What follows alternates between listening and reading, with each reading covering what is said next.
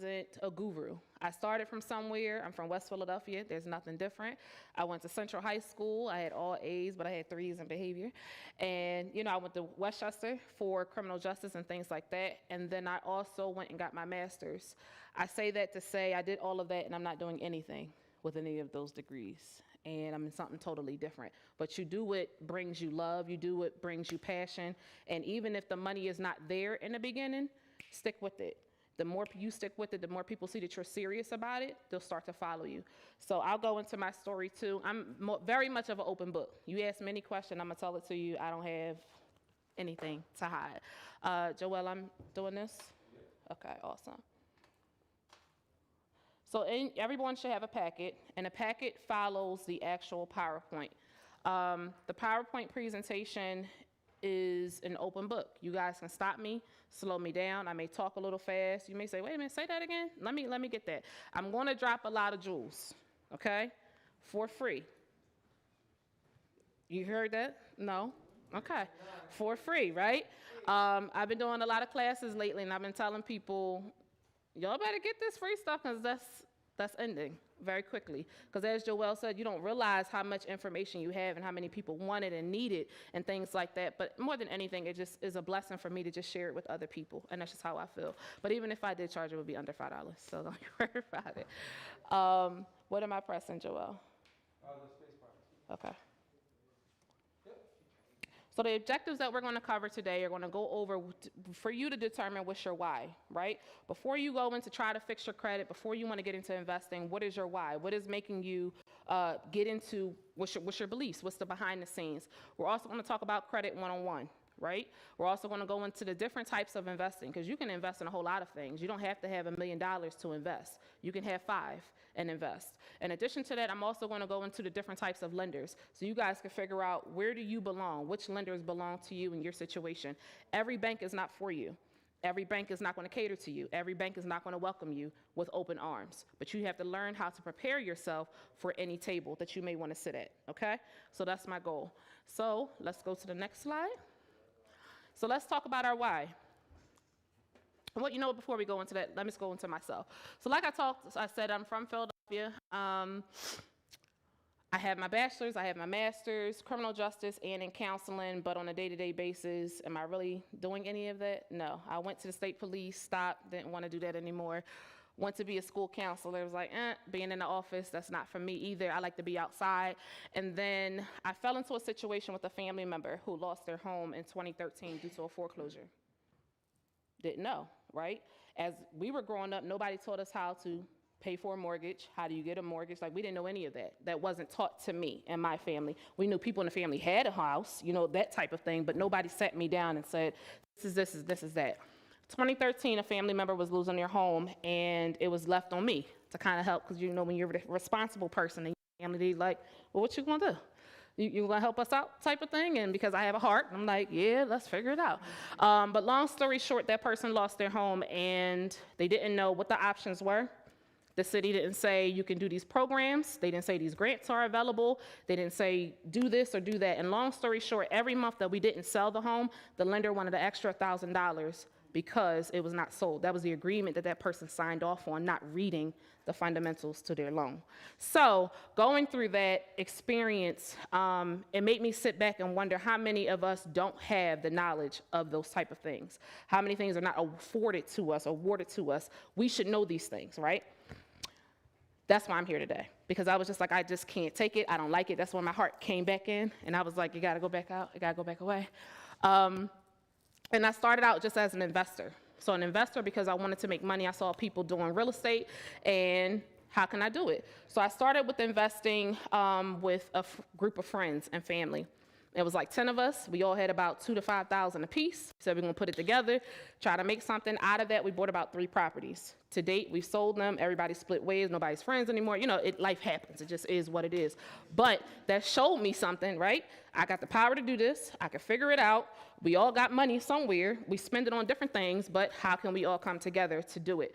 And then it also showed you who truly people are, right? This is what it is. And through that, I also got tired of finding realtors to show me properties. Calling people, hey, can you come and show me this house? They asked me 10 questions. I'm tired of that. Became my own agent. I don't want to talk to nobody, do it by myself.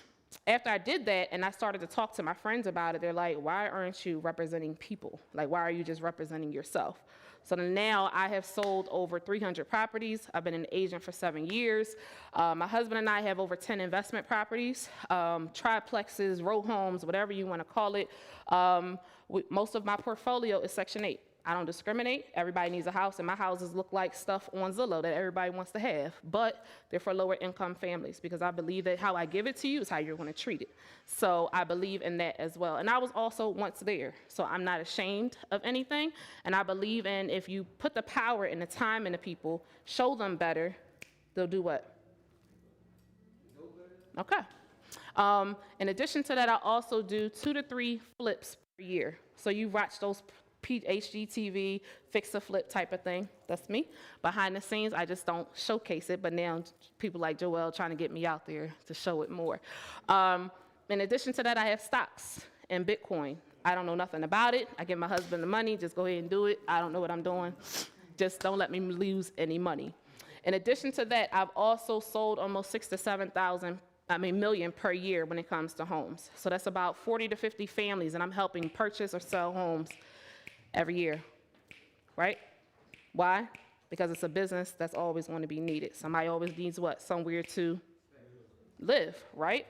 So finding a business or finding some type of essential place where everybody's going to need something, a need-based business. You guys are a need-based business, right? People want their hair done. It's a pandemic, but people still come in where? To the barbershop. Okay. So obviously people figure it out. And then in addition to that, I'm also a homeowner for 7 years. So we bought our home from a foreclosure. Anybody know what foreclosures are? Go ahead. And the bank sold it to us for a lower amount. So now that we've sat on it, other people around us are selling their homes for higher amounts. Now I have what's called what? Equity, right? So they start sending us those letters. You want to come and get this money? And sit on it. Right? One of the greatest things right now is that a lot of people are inheriting properties. Family members are passing, things like that, and people are like, oh, let me sell it for quick cash. Sit on it. Real estate will come back. That's always going to be money in there, okay? So that's just a little bit about me before we get started into everything else. Now I just want to do an exercise. Close your eyes. I can see y'all looking at me. You got to close your eyes. Close your eyes. Think about your why. Think about what you can't get right now because your credit isn't together. Think about what you want to do right now because you don't have the money to invest. Think about what you want to do because you see other people are doing it, friends, family, Instagram, Facebook, but you cannot do it right now. What is it? What's your why? What's making you better? What do you want to do for yourself? What do you want to do for your family? That is your why. Open your eyes, write your why down. Let's take 2 minutes. What's your why? It's personal, it's for you. If I'm going to do something, if I'm going to change something about myself, what is it to make myself better? We can teach you all the fundamentals all day long, but if you don't have a personal why as to why you want to change, it doesn't make a difference. If you're not tired of being where you are, it doesn't make a difference. So I'm writing down why I want to do it, or I'm writing down why I can't do it. Hey, let's figure it out. Why you can't may take you into why you want to do it. What's your why?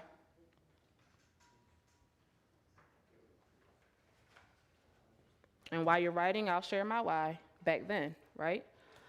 So my why was I wasn't using credit because I had cash. I was like, I don't need credit. I'll just pay for things, right? But then when you go to other entities and other things that say, oh, you need credit, and then they run your credit, and then you got the salty face, and you looking like, whew, how does it get there? So once again, I wasn't taught about credit from my parents, right? They didn't teach us to what it looks like, what you needed, because they didn't really use it either. They used cash, okay? Anybody want to share their why? Go ahead. Get my time back. Your time back. That's important, right? Anybody else? Thank you for sharing. He said time. He wants his personal time back. Anybody else? Financial freedom. Okay. I didn't hear you. Provide for my family. That's a big one too. That's also could be a little trap, so you got to be careful. Yes? Generational wealth. Okay. Okay, anybody else? One more person? Okay. So your why should be your pinpoint. That should be your pinpoint at the top of your list. When you're looking at before you get up every morning, I have whiteboards in my house. My whiteboards have my goals. They have my whys written down. I have quarterly goals, I have yearly goals, and I have 5-year goals. If I don't have something to see mentally, I don't know what I'm doing every day. It's not in my calendar, so I need it on a whiteboard. Purchase a whiteboard. Go to Staples. The dollar store got them for $1. Put it up on your wall, write down your whys. It helps you stay focused and motivated. Let's go over the don't list, right? So when you're looking to better yourself in any of these areas, when it comes to investing and for credit, some of the things that you don't want to do: buy a new car, buy new furniture, co-sign for anyone. So when you co-sign for someone, if I co-sign for Joel to get a car, his car debt now shows up on my credit report. So now if he misses his payment, it looks like I missed my payment. So my little 800 score might go down to a 660 because he missed his car payment. Are you willing to make that sacrifice for that other person? No? Don't open any new credit. Don't increase your debt. So if you got a credit card and it's already low, you paid it down to 0, why are you still spending on it? If you don't have the cash, we're not using it. Okay? Today is about changing your mindset. Go ahead. I heard the devil is not a good thing. Like, you shouldn't let your credit cards get down to 0. You should always Should leave it under 9%. So the lower, if you keep it under 9%, they'll see that you don't need it. So credit is a reverse psychiatry, right? So the banks want you to apply for credit when you don't need credit. They want you to apply for a loan when you really don't need the loan, okay? Apply for a loan to pay off monthly debt. You're using debt to pay off debt. So you're still going to be in a downward spiral. In addition to that, you also don't want to deposit large amounts of cash in your account. And I'm going to tell you why later, okay? Listen to me, right? So when you're looking for a loan, okay, and the banks are going to ask you for bank statements. They're going to look at your history. They want to see what your activity is looking like. So you guys are a little bit different because you're 1099s, just like I am. So there's a way about doing things, and I'm going to teach you that, okay? Quit your job.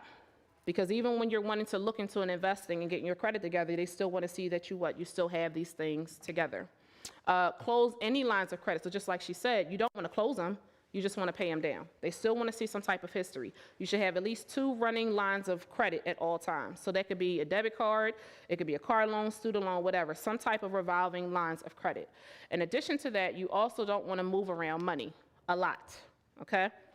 I'm taking it out of my credit, this checking account, savings, and then this savings, You're opening more areas of room, and I'll show you about that in a minute. In addition to that, you want to stay away from making late payments, okay? Try your best and know the difference between when a payment is due and when it's reporting. 2 different things, okay? When it's due is when it's due to the creditor. So let's just say it could be due the 15th, but they could be reporting to all of the credit bureaus on the 13th. So if you're paying on the 15th when it's due, technically it's already still late and it's still revolving to that next month. Got it? Okay. Questions about the don't list? All right. Let's talk about credit. Where do you need to be at to be able to do anything? Right? You're looking to purchase a property. You're looking to do a lot of things. We got to get you up there. I have the ways to get you up there, okay? You don't have to share your story, but I'm going to tell you broadly how I can get you up there, right? The higher the score, the lower the interest rate for anything. Remember that. The higher the score, the lower the interest rate. A lot of credit cards are approving people with 20% interest. That's a lot of money, right? It's good to have it at 660, but it's best to have it over 700.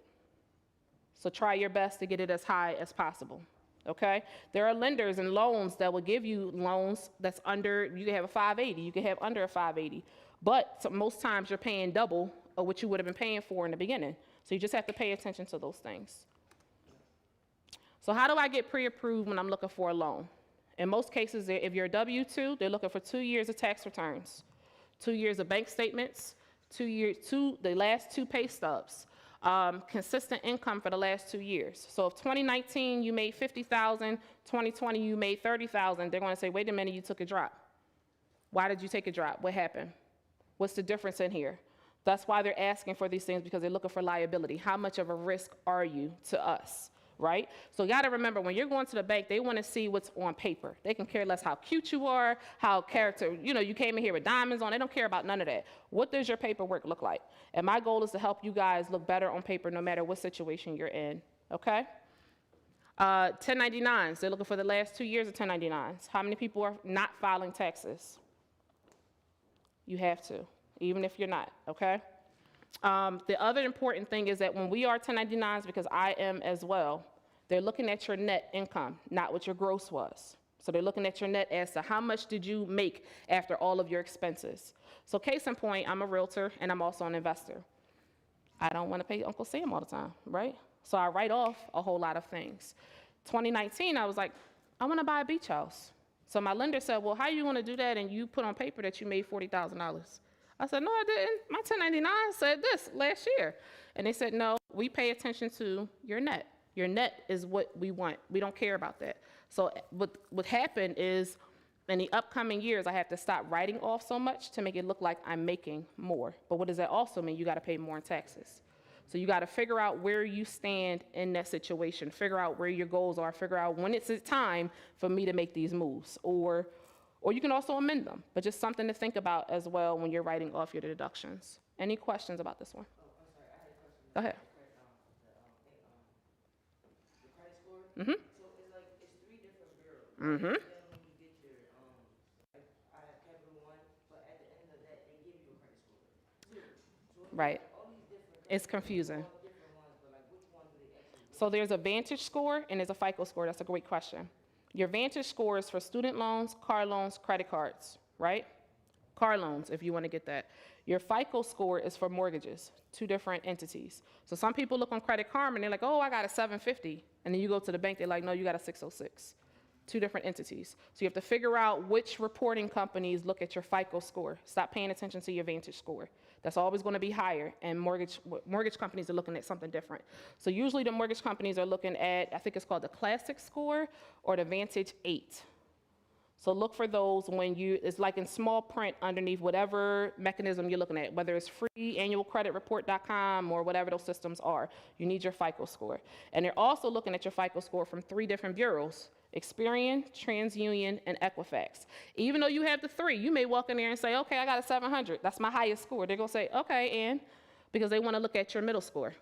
They're not looking at your highest score. And then if you're going in there with your spouse, so you have 2 people, they want to look at the lowest middle score between the 2 of you. So as much as you think you're about to leverage, they're going to kindly, humbly bring you back down, and that's when you got that salty face that we talked about before, right? So my goal today, once again, is to what? Prepare you to look great on paper, okay? Question? Okay. Let's talk about the types of investing. So you have crowdfunding, you have what's called a RIT, you have fix and flips, and you have rentals. What kind of investments are you guys interested in?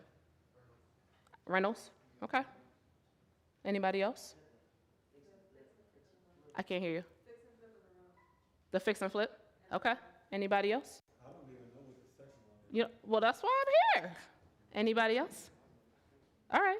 So let's talk about crowdfunding. So crowdfunding is something similar to what I told you I did in the beginning of getting started. Nobody really had all of the money that we needed, but we came together to be able to do it. So it takes trust between all of you. It takes patience. It takes systems, and it takes guidance. Don't ever be scared to be a student. I'm still a student in some instances. People still have to teach you some things. It's an easy way to get it together. So when we bought that first property, we were able to rent it out. We sat on it for a year, used the money that we made, and then bought the second one as a group. It takes time. Real estate is not something that happens overnight. So you have to be prepared to sit on your money. And we're going to talk about what money can you sit away from and what money can you use every day. A RIT is a real estate investment trust, okay? What it is you can go to, just like people have stocks, right? They have corporate companies that will allow you to invest $100, $1,000 into them building a hospital, a hotel, and things like that. Look into it. A lot of people get paid dividends quarterly and yearly on what's called a RIT. It's like somebody who wants to start out small. That will be something for you. Low to no risk, because the hire person, that they know what they're doing, they're experienced in it. Do your research on it. It's a great way to get into real estate just to start out small. Something similar to stocks is a RIT for what's called investing. You heard the question? Yes. Any other questions? Okay. Fix and flip is something of what I do, right? So fix and flips, there are a lot of programs out there that will help you out. If you're looking into one that I used to use in Philadelphia is called Jumpstart Germantown. What they do is they allow you to bring 15% to the table, and they will take care of 85%. 85% of the purchase price and the renovations. All you have to do is go through their class, right? They'll let you go out there, they'll teach you the fundamentals, they'll help you find contractors, they'll help you get everything together. And it will give you the money in quarterly sections for you to be able to get out there and get started. I got started with doing my fix and flips through that program. And now there's other programs out there that are mimicking the same thing, that are allowing you to do the same thing. And if you don't have the 15% by yourself, you can always jump back to number one, right? 3 of you can get together and still do it as a fix and flip. You gonna catch me? Go ahead. What's the name of that? Jumpstart Germantown. You had a question? So how does that work with the Jumpstart Germantown? Because they give it to you, but they're not going to give it to you on just like Great question. So you'll locate your property, right? Let's just say we found a property. We found a property, and then I also have, so what they also do is they go give you what's called a pro forma. Your pro forma is a spreadsheet, and there's already formulas in there. So all you have to do is punch in your numbers as to what your renovation will cost. They'll let you know how much money you're going to make on it. Their goal is to make sure that you're making at least 20% of a return, okay? And they'll let you know how much you got to bring to closing. So you bring in the closing is your 15%. After you close, you need about a good 5,000 to 10 to help get your contractor started. As your contractors do work, you have them come in, they'll look at all of the work that was done and reimburse you in quarterly sections. So let's just say your renovation budget is 60,000. They'll divide that 60,000 into 4s. So every 4th quarter, have them come in, look at the work, they'll give you the money to go ahead and do it. They put a lien on the property for whatever it is, and then once you sell it, that lien comes off, and you get your money, and they get their money, and you walk away with your profit. Okay? Easy enough, but it's some ups and downs to it. The main part is, the hardest part is contractors. To get people that's going to do a great job, do it for the amount of money that you're supposed to be doing it for, and to be reliable. Other than that, everything else is a breeze. Okay? It's a seller's market. So you having a fix and flip is going to sell. Just make sure that your work is not shabby. Is this hard money though? It is considered hard money, yes. So the interest rate is really high to pay off. What do you consider high? I mean, I'm just asking. I'm asking. You said you use the program, so I'm just. The interest rate is 7%. Not bad at all, especially when you're just trying to get started. So I also started with what? Partners. I didn't do it by myself, and I don't believe in putting all of my money into one investment at one time. I like to do other things. Other people call me and say, like Joelle may call me and say, hey, Toy, I want you to do this property with me, da-da-da-da. I want to have some extra funds to the side to be able to play around with. I don't like to be tight. I don't like to be conformed to this, and then I'm calling Joelle every 5 minutes like, hey, when you going to get that property done because I need my money back. Don't put yourself in that predicament. Okay? If you don't have enough to do it, wait until you have enough. Wait until you have a little side hustle or some extra funds available but that you feel comfortable enough with sharing it. Okay? Any other questions on those? The slowest of them all is your rentals, right? You may make a little $400, $500 a month, but let's fast forward, right? So I have a friend, her parents own 20 rentals. They're now in their 60s, so they're calling me like, Latoya, let's liquidate. I'm tired. I ain't trying to be a landlord no more. Sell my portfolio. They have had these for over 30 to 40 years. So that little $400 to $500 every month times 12 times 30 to 40 years has paid off cars, has put their kids in school, has made them comfortable. Now they're at a point where those loans are paid off, been paid off, and now they have appreciated in price because the market is great again, and I'm able to sell them, and they have a great cushion for retirement outside of their 9-to-5s. They still kept their 9-to-5s. One is a postal worker, the other one works for a gas company. They didn't change nothing about their lifestyle, they just did that stuff on the side. You don't just leave your 9-to-5 because you're going to need it. There's going to be ups and downs. Real estate is fun, but it'll also make you feel like you're broke, okay? So you have to be careful of that. Even with the rentals that we have. So when you have a rental, my suggestion to you is to make sure that you're at least making $400 to $500 a month off of it. If you're not, it's a hobby, okay? And that's a month after all of your expenses. So what are your expenses? Your expenses could be fixed repairs, monthly repairs. It could be the water bill, whatever you negotiate. But we're going to figure out how to get you guys into them as well at a cheaper cost. Any questions on the types of investor? Okay. Let's go into the types of lenders. So when you guys were talking about rentals, were you talking about just having a rental and you're staying where you are? Were you thinking about the easier way, the cheaper way of moving in there and then renting out the other one? Huh? So you want to move in one? No. Why not? You want the both money? Okay. So what about, I don't want to be in your business, but what if you could live for free? Or you still consider that living for free? Well, I thought about that too. And that was definitely something I thought about because my friend who has an investment property, that's something we was talking about. And he does all these investments. You get a break, you do like you live on one side, you have the other side and it just pays for the other one. Okay. It sounds good. Okay. I just don't want neighbors. I got you. All right. So let's talk about the types of lenders. So private and hard money are almost in the one and the same, right? So once again, that goes back to the credit because they want to see what you look like on paper, right? So with credit, how can we increase our credit? One is paying down your debt to under 9%. Everybody understand that math? Okay? That's one way. The other way is keeping at least 2 lines healthy and revolving on your account.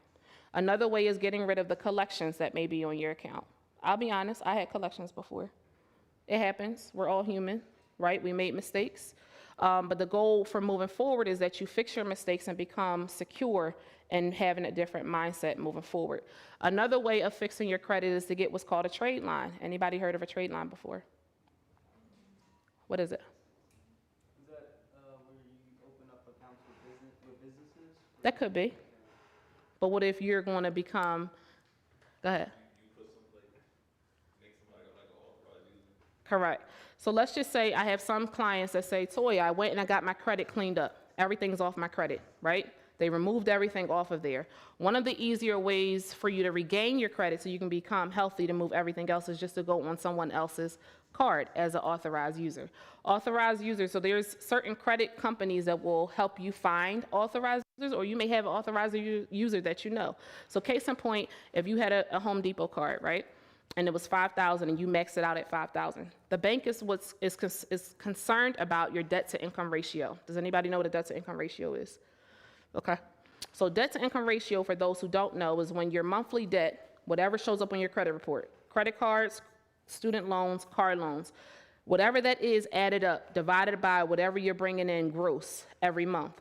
They're looking at whatever that ratio is. So most banks want you to be under 45%. Have you ever calculated your debt to income ratio? Okay. Take out your phone. Open your Instagram. Go to my page. It's at the Latoya Fowler Team.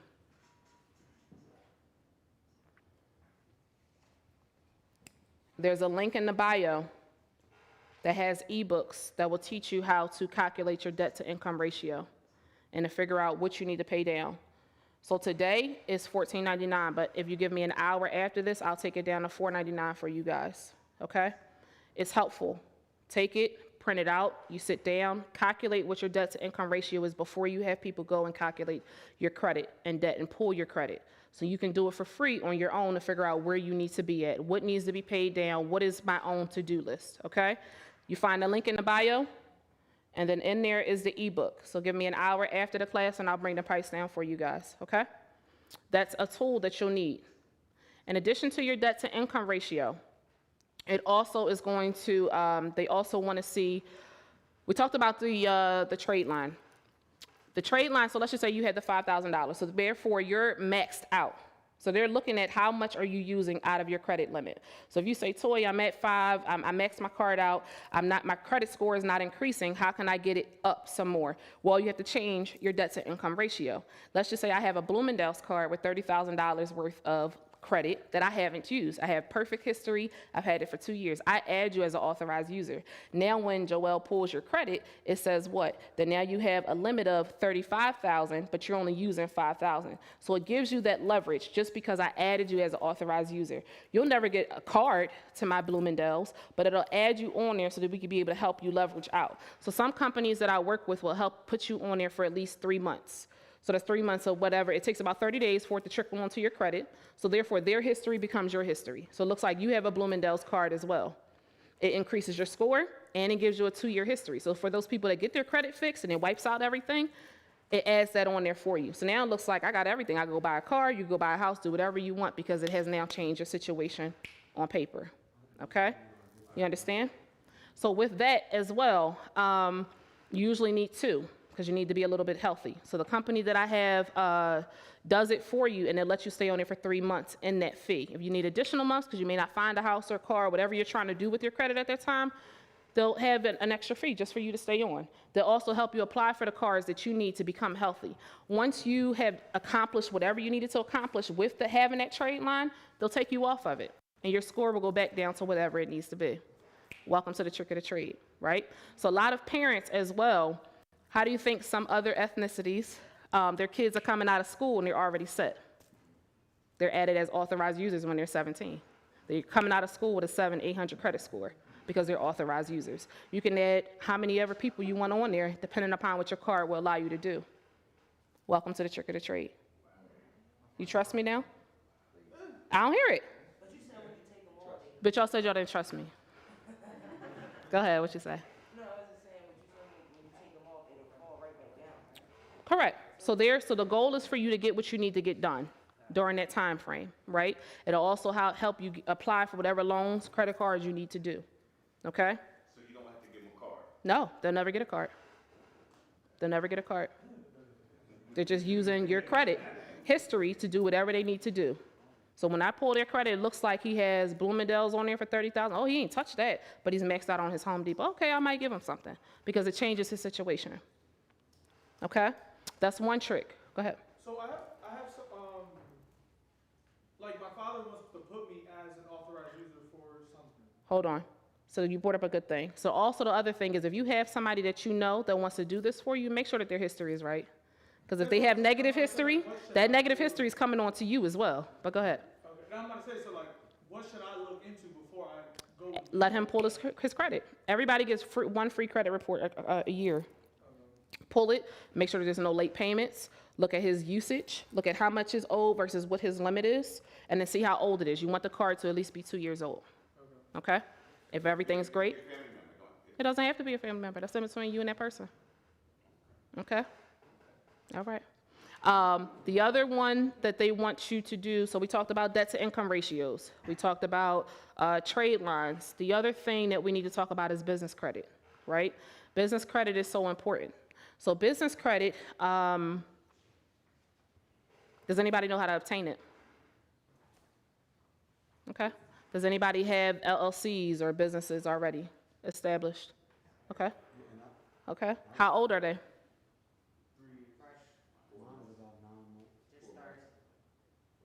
How much? 4 months. 4 months. So what have you done with it in 3 years? Not much. Why? Because I'm not as educated as I should be. Okay. I like the honesty. Business credit is easier to obtain than what you think. Okay? Should I give him more jewels, Joel, or no?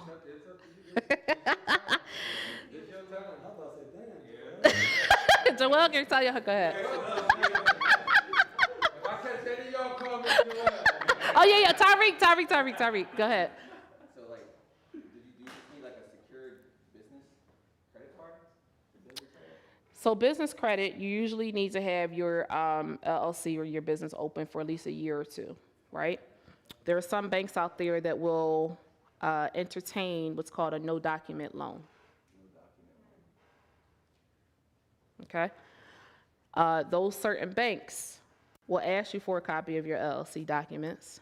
They'll ask to pull your credit. So once again, it goes back to the first slide that we talked about of getting your credit right, because that's what the foundation of getting the doors open to everything else that you need, right? I gave you the trade lines. I told you what to fix on your credit. I told you how to do everything else and leverage, right? So once you have those things together, when you're applying for the business credit, you take in your business documents, you take in yourself. They're going to ask you some questions. How much is your business making? How much is your business making on a yearly basis, right? You see my eyes? Okay. They're looking at how old your entity is and if it's valid. I have over $250,000 in just business credit. The business credit that I use does not hit on my personal credit. So I have used my business credit to purchase properties, to rehab my properties. They're maxed out. They're not on my personal credit. You trust me? No? You don't trust me yet? Okay. You can get them as soon as you walk in there. I went to 5 banks in one day and got approved for all of them, right? Let me hold back. Let me share some transparency. So I am a 1099.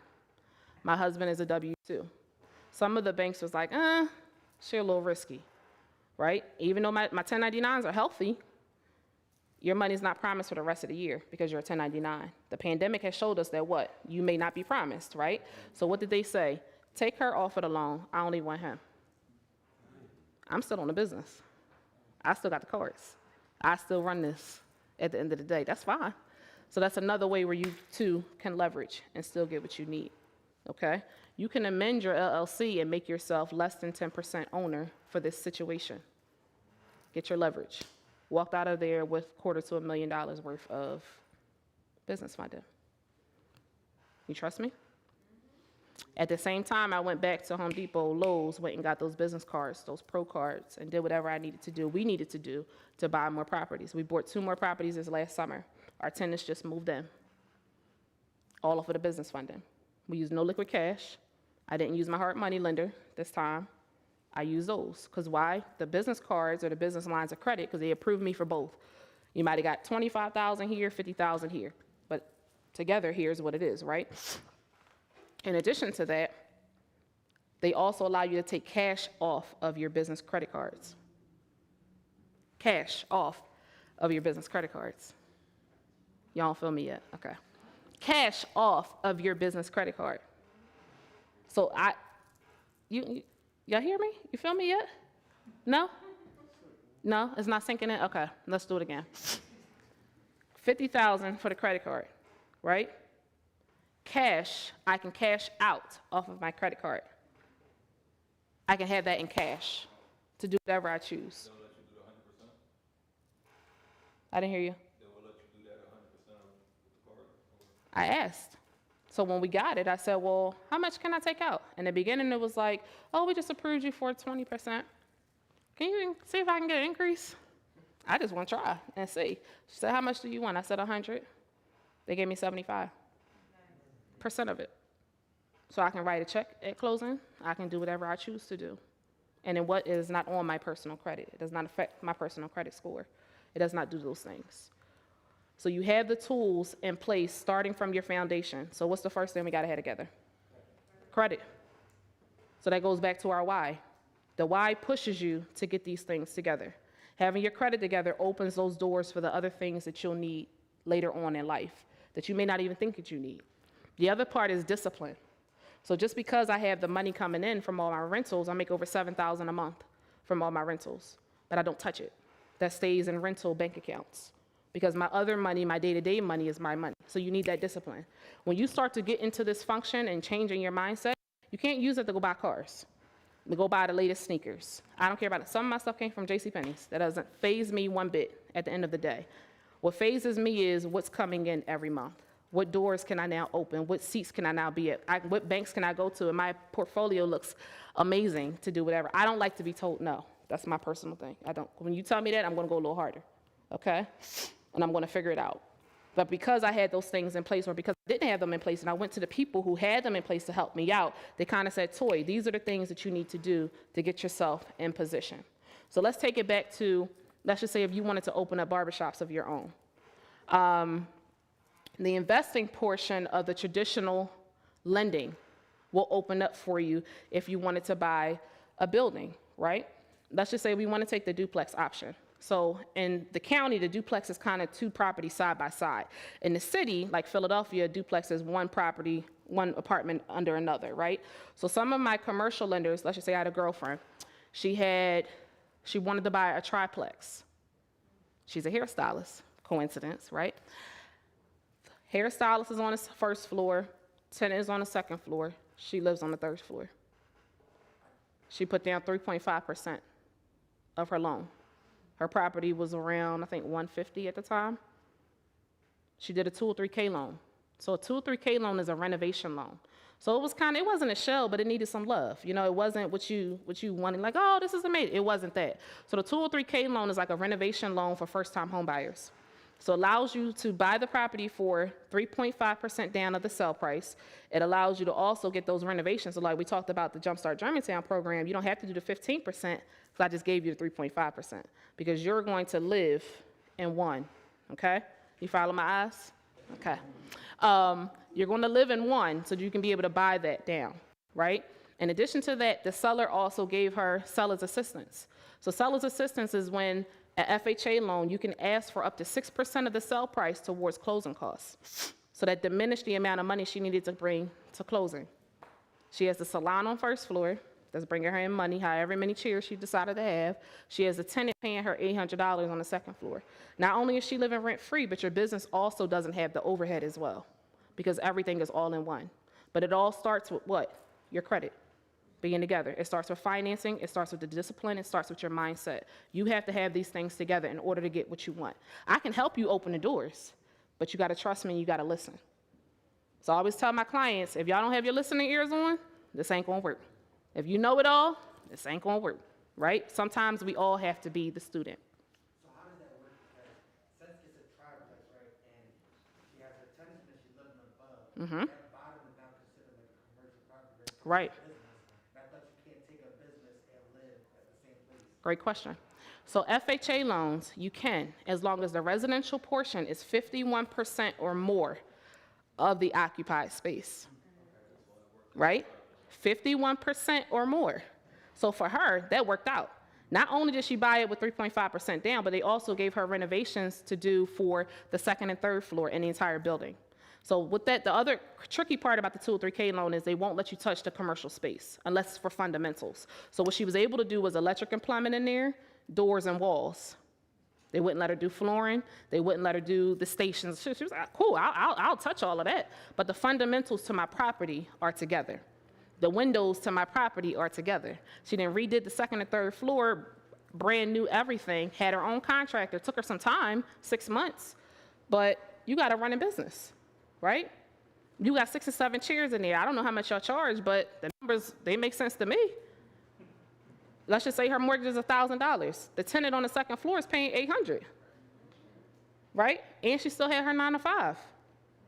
You have to get yourself in the mindset of thinking of these things. Those properties are out there. They can be abandoned, it's okay. Take your time.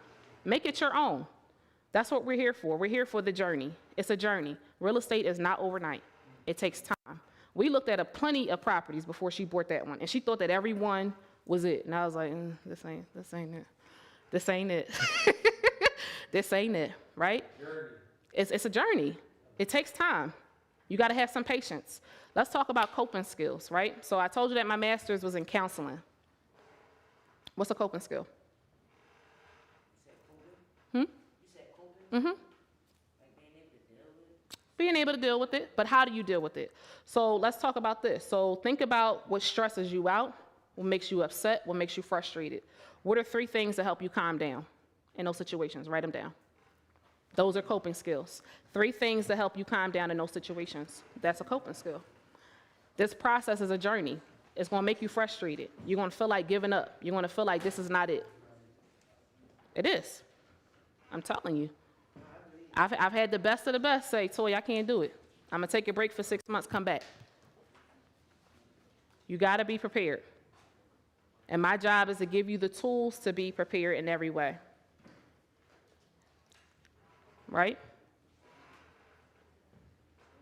My coping skills, music, exercising. I may have to talk to a girlfriend, the vent, let it out. We're all human. It is what it is.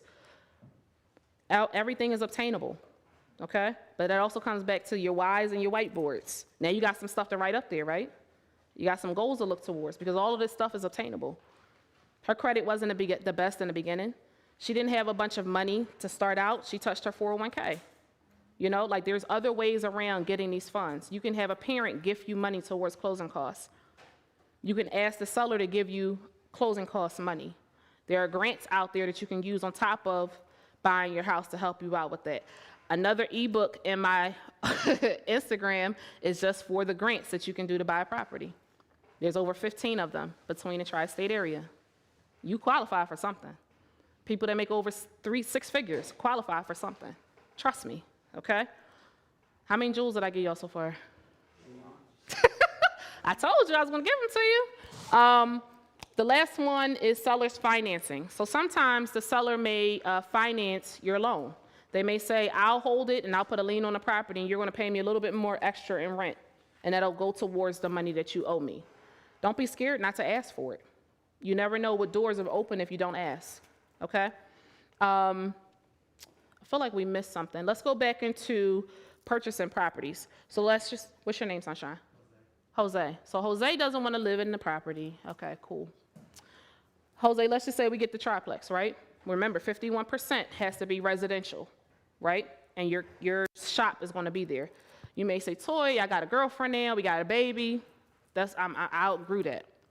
No problem. We can use your FHA loan again for 3.5% down, because now your family has outgrown the living space that you had within a certain amount of time. I can get you more money. I can help you out again. You can still keep that. So now you got the whole space as an advertisement, as your investment property, because that's what you wanted to do from the beginning. You don't want to live there, because you know. And now you can rent out the top floor. You see what I'm saying? So now you have 2 rentals and you have all the chairs. So don't think about just getting a commercial space just for your shop and then you can't use it for anything else, right? So if the pandemic shut down barbershopping, right, for 6 months, and Joel or Tyrik doesn't have another apartment or you can't use this space for nothing else, how is your overhead being taken care of? People always need somewhere to live, okay? Just is what it is. I can help you find a tenant. I've done that. I'm very strict when it comes to that because it's easy to get people in. It's hard to get them out, okay? And the sky's the limit. There's something out there for everybody. And even if you may not be prepared today on paper, there's a to-do list. So I used to always tell people, because they're scared to talk to my lenders. They're going to tell me no. They're going to tell me this about myself. Okay, you got to learn it. You did it. Why you don't want to talk about it now? You got to talk about it. But they're going to give you a to-do list. They'll never say no. They're never going to say, no, this is not for you. No, you can't do it. Here's a to-do list. Here's a list of things to do. Come back in 5 weeks. Come back in a month. Come back in 3 months, and let's talk about it. They're going to help you, prepare you. Even for people that are 1099s, think that they can't get approved for loans. I have somebody for you. We understand that you guys are putting money into your accounts because you're hairstylists, you're barbers. So you have that frequent income. You have tip money. We have lenders that cater to you. They're not higher interest rates. They're not higher issues and things like that, but there's enough tools in there and support for us to get you guys to where you need to be at. Questions? Did you have any background? So you be reading up on anything that helps you with this kind of stuff? You good the way you just flow out, but is it like for myself, to keep up educating myself? Did you have any books or anything that we could read up on to kind of help us? So I'm not a book person, but I have webinars for you. They're also on the links as well, so we'll be uploading them. So the webinar we just did was for homeowners. For the month of March, you would be for the month of April if you wanted to do investing. So the last Tuesday of every month at 6:30, we do a free webinar on Zoom. Lenders are on there, inspectors are on there, whatever questions you need us to answer, we're going to answer them for you. Yep, April, the last Tuesday in April. So if you just follow my page, we always keep it on there. If you go ahead and subscribe to the newsletter, you'll get the emails that will remind you of when these things are going on. Keys to investing. With any investment, you always have to have what's called an exit strategy. So for the people that said that they wanted to fix and flip, what's your exit strategy? If the market changes, so let's just take a case in point. In 2016, I invested in a property. At that time, let's just say the properties around it, which are called comps, comparable properties, the properties that are already sold, already fixed up, they sold for a certain amount of money. Let's just say $200,000. By the time I finished my renovations, they went down to $170,000. So it looks like I lost money already. So I didn't have an exit strategy at that point because I was like, I still want to sell it. I wanted my $200,000. That's what I started out as, but the market does not give you that. So I had to look into renting. So we wound up renting it out, and that was our exit strategy to get out of that situation. Always have an exit strategy. Don't invest more money than you can chew, okay? If that's your last, we're not investing that. If that's your rent money, we're not investing it. Sometimes you have to take care of your fundamentals and save slowly. It's okay. I heard them talking about, before I got on, Lotto talked about budgeting and saving $100 here and there. It's okay to start out small, okay? Know your market. If this is not the market to fix and flip, and it just may not be. Norristown is starting to come up around, right? You have to do your research before you jump into putting your money into something. Know your numbers as well. Does this make sense? So remember we talked about the spreadsheet with Jumpstart Germantown. They're going to help you figure out what your numbers are before you jump into the situation. They want to make sure that you're totally okay with everything that needs to be there. Diversify your portfolio. So everybody remember, I think in 2019, I think it was Trump was not going to sign a bill or something, and we were going to lose funding or whatever. That cut into my portfolio.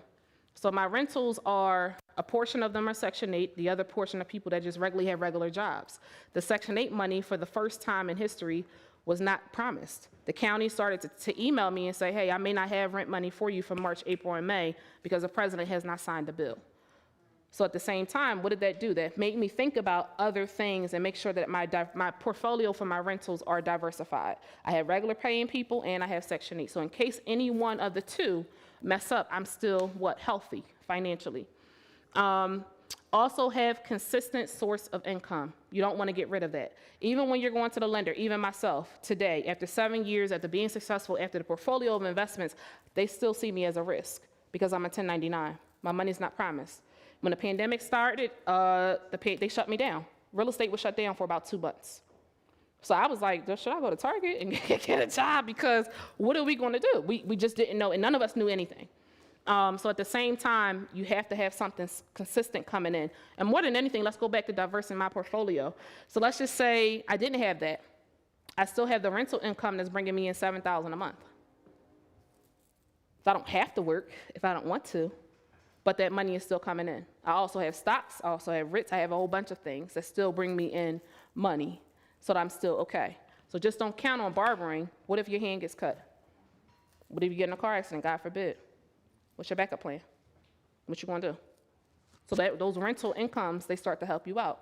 You just gotta have the discipline not to touch it because you never know when you're gonna need it. And also don't forget to be a student. It's okay, I still go to things to be taught. I'm still human, I don't know everything. I'm still learning about stuff. It's okay, sometimes you just gotta be humble. A know-it-all can't always be a know-it-all. A know-it-all can't always be a know-it-all. A know-it-all can't always be a know-it-all, right? You can't know everything all the time, no matter the age, no matter whatever. My grandmother is very stuck in her ways. I love her dearly. However, she's like, we ain't do that. Nana, let me teach you something. Let's start from here, sunshine. Let me teach you something. And now she's like, okay. She loves her iPhone and everything. She FaceTimes me. I don't want to do all that, but look where she at. Can you FaceTime me tonight? Sure can, sunshine. So those are the keys to investing. Questions? So that Jumpstart Germantown, Mm-hmm. did you have to pay a fee to get into that? It's free. It's free? They have one, so the Jumpstart Germantown has different areas that they cover. So the one in Germantown covers Mount Airy, East Oak Lane, West Oak Lane, Germantown, Nicetown. They just started one for West and Southwest Philly.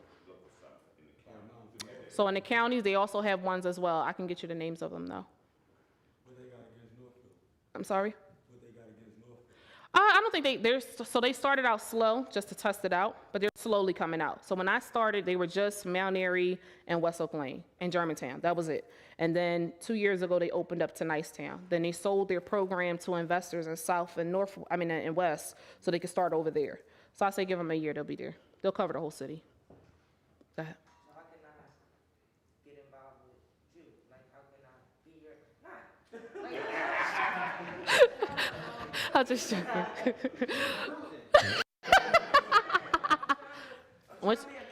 So on my Instagram and the link, there's a way for you to set up a free phone call with me for 30 minutes. You figure out whatever topic fits you, investing, homeowners, selling, blah, blah, blah, blah. It'll tell you my schedule, you schedule it, and there I am. So let me ask you a question. Someone who would go online on your Instagram and schedule an appointment, would it be advantageous to have all your questions ready ahead of time? Yes, it would. So I can help you out. That 30 minutes is very powerful. As you can see, my days are compact, right? So I'm also a leader of a team. So I also have other agents that are under me. So we run a whole enterprise. So I got them to take care of. I have my own investments. I got tenants moving in today, and then I'm here with you guys. And I still got properties to show until 8 o'clock tonight. So have your questions together, have it prepared, or get your mind rolling. Or just, even if it's a topic, and I'll help you roll it out. Okay? Don't be shy, don't be scared. You have to start from somewhere. It's okay to ask questions. It's free, it's all right, okay? If you need to reschedule, it's okay. Communication works for me, okay? I'm more of a texter or an emailer because I talk to so many people throughout the day, I'm like, whew, I don't know what to talk about, okay? And then finally, here's my contact information. All of you have it in your packet as well. You can find me on both of those pages. The links are there too. Yes? So how does the lender look at somebody with like a W-2 and 1099? Sure. You have both? Like if somebody did have both. Okay. So they'll look at both. They'll look at your situation. They'll figure out.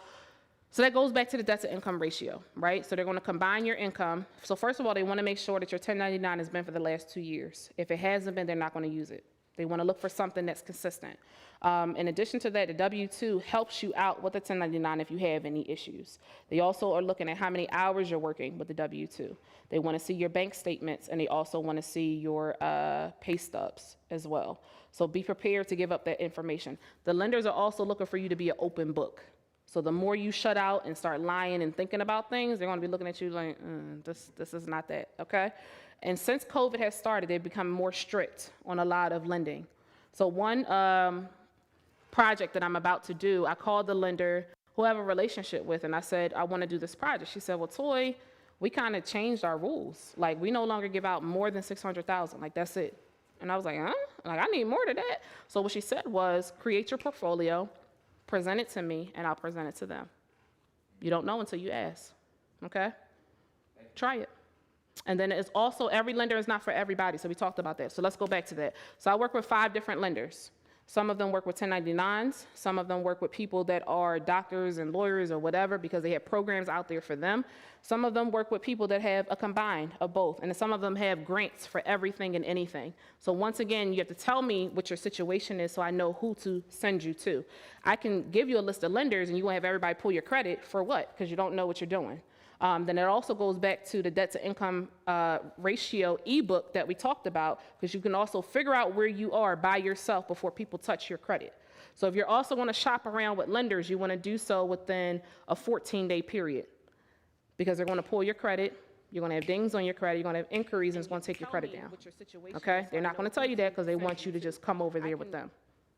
Your credit, be protective over it. That's like your baby. Is it true that, like when they pull the credit, a lot of times within a certain amount of days, it really only counts as like, It could count as the same thing, because it's all for the same thing. So remember when I told you for the business fund day, I went to 5 banks in the same day. There's a method to my madness, okay? Your credit is your baby. And if you need credit repair, we have people that can help you with credit repair. It takes time, but they'll help you out. They also have monthly payment plans, so don't feel like it's too much as well. Any other questions? A lot of jewels? Okay. Yes. You trust me now? No, y'all ain't trust me. When I walked through, they was like, you know. Thank you guys for having me. My team and I are amazing. We cover 3 states, the tri-state area. We cover 9 counties in Pennsylvania. Harrisburg, Dauphin County, all the way down, okay? So don't feel like anything is untouchable for us. A lot of us have lived in these areas, so it's not like we're just taking you somewhere that we don't know about. We're resourceful. You need an inspector, you need title company, you need whatever, we got you. We're gonna teach you throughout the process. We will never have you sign documents to something that you don't understand what you're doing. All of us are also investors as well, so we understand both sides of it. You're like our babies, so we're gonna protect you. We're gonna have those one-on-one conversations, and it is what it is. The sky's the limit. I wish you all the best. I hope that this was helpful for you. I hope that it resonated in you, and I hope that your why becomes more important now more than ever. Can we clap it up?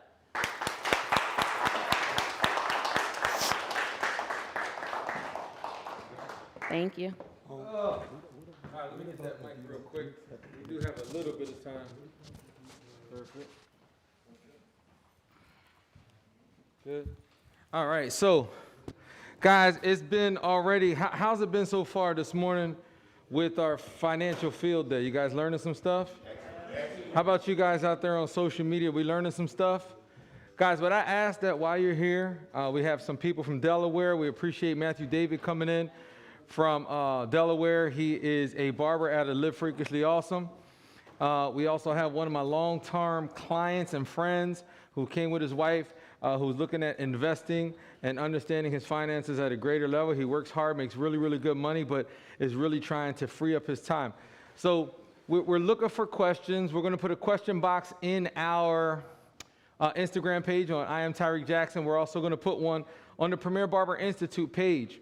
If you have any questions, please feel free to go in the stories, drop a question, even on the live feed. If you go on the live feed and you ask some questions on the live feed, what we'll do is we'll jot them down and we'll get those questions answered to you today. We're going to take a small intermission for our live audience, and then we're going to have my good friend and accountant since 2007, I believe it's been, since 2007. He's going to talk to us about business structure, how to structure your business effectively and properly. His name is Ivory Mims. He's going to come back. So at 12:30, we're going to go live again. So about 15-minute break, and then we're going to go live. I'm sorry, did we say 1 o'clock? 1 o'clock. 1 o'clock, we're going to go live. So we're going to take a lunch break for our students. They got to eat. You guys go take a break, and don't forget to come back for our financial field day. We appreciate you guys. We love you, and we thank you for just sharing. Share it with your friends on social media. Tag all your favorite influencers, trade shows, anybody that's